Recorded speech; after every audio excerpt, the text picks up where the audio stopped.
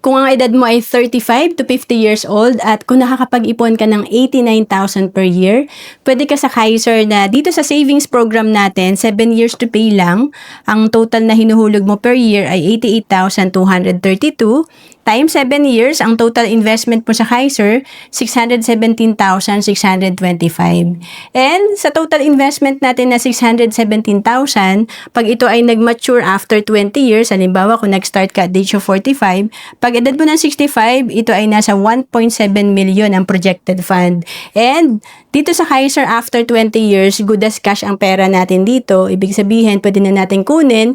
At kapag hindi pa natin kinuha ang fund natin sa Kaiser, ito ay patuloy pa rin mag-grow sa investment at may healthcare benefit pa rin tayo. Kaya nga dito, pag edad mo ng 70, ito ay nasa 2.8 million. Ang Kaiser ay tinatawag namin na level 1 investing kasi dito tatlo na yung meron ka. Meron ka ditong healthcare, meron kang life insurance, at meron kang investment. At kung OFW ka, pwedeng-pwede ka sa Kaiser kasi we have online application. And ang Kaiser, again, ay 7 years to pay lang, 20 years maturity, at pwede ka ring mag-spot cash payment. And to know more about Kaiser, message mo lang ako sa Facebook, Roan Celis Capistrano, or email me at roan.capistrano@gmail.com.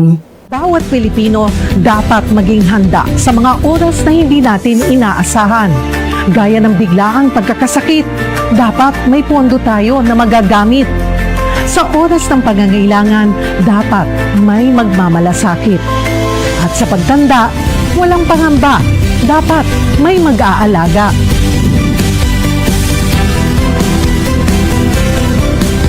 Ganyan mag-alaga ang Kaiser. Yan ang dapat.